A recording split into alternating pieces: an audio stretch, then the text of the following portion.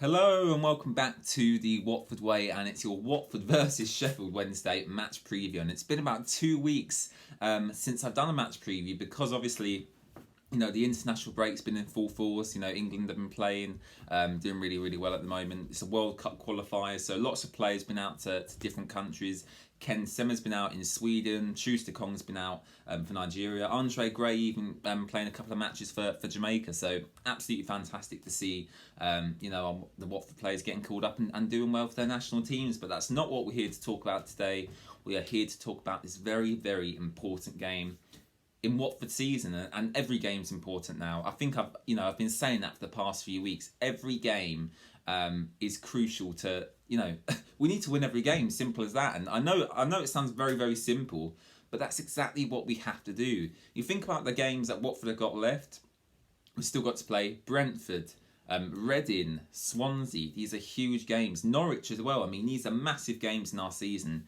And as simple as that, if we win every game now, regardless of what happens in any other fixtures, we get promoted to the Premier League, and that's what this squad have to do. We have to think about doing our own job and let the other games take care of themselves. So that's exactly what the Watford squad have got to be thinking at the moment.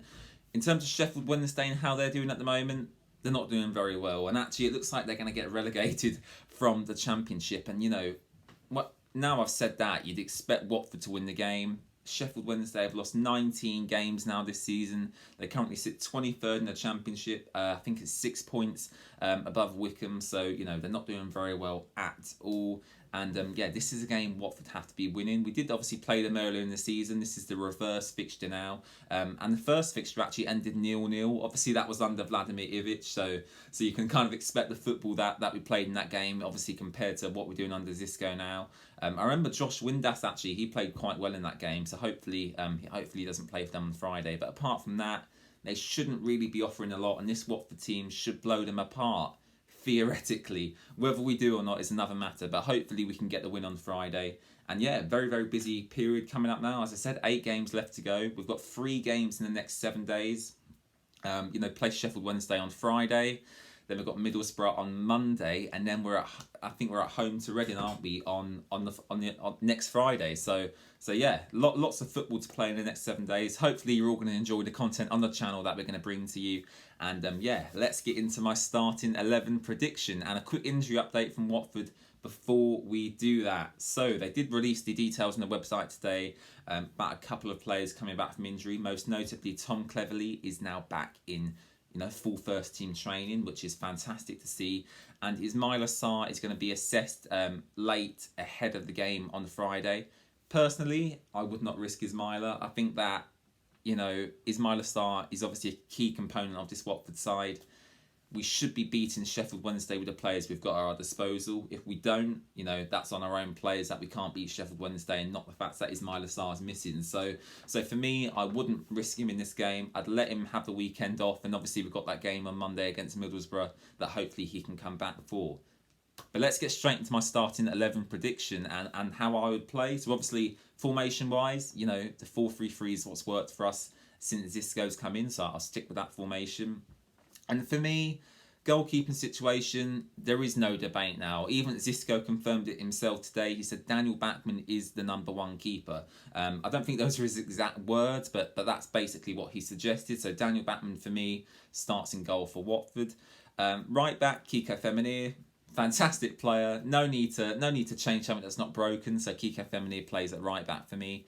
Sirielta and Schuster Kong as a centre back pairing. Again, no need to really fix what's broken. They've worked quite well together in recent games. I know you could argue maybe Schuster Kong has looked quite shaky, but apart from that, overall this season he's been fantastic, and he's played some games for Nigeria on international duty as well, so he should be match sharp. And at left back, Adam Messina, again in recent weeks, he's proved why he should be our first choice left back ahead of Ashraf Lazar. Lazar's not really offered enough when he's come onto the pitch. So for me, Adam Messina plays at left back. Now, into the midfield, and obviously this is quite a competitive area of the pitch. Tom Cleverley, Nathaniel Chalobah, Will Hughes, Carlos Sanchez, Philip Zinckernagel, lots of players there to choose from. But for me, this is how I would set up. So I would go with Nathaniel Chalobah, Will Hughes, and then I would bring Tom Cleverley back in. And I'll explain that decision in a little while, but I would bring Tom Cleverley back in, so that's my midfield three. Onto the right wing, if Ismaila Sarr doesn't play, then Philip Zinckernagel moves on to the right wing. That's where he played at his previous club, and that's where I think he should play if Tom Cleverley comes back into that midfield, because that midfield three was working before Cleverley got injured. So there's no reason why it can't work now after he's come back from his injury. So Tom Cleverley in the midfield, and then Philip Zinckernagel moves over to the right-hand side of the attack. Ken Sema on the left, and João Pedro down the middle. Let me know if you agree with that down in the comments below. I will also be doing a watch along for the game on Friday, so make sure to tune into that. Hopefully I can have a couple of guests on as well to watch along with me. I hope you're all enjoying the content on the channel so far. Really do appreciate the support. We're on Twitter, Instagram, Facebook and Spotify, so make sure you check them links in the description down below. Leave a like on the video, and I'll catch you in the next Watford Way video very, very soon. Bye guys.